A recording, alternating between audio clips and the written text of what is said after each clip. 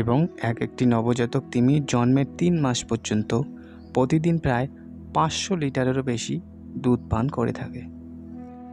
খাদ্যাভ্যাস হিসাবে নীল তিমির খাদ্যের প্রধান উৎস হলো মাছ, আর তাদের সবচেয়ে পছন্দনীয় খাবারটি হলো ক্রিল নামক এক ধরনের ছোট মাছ।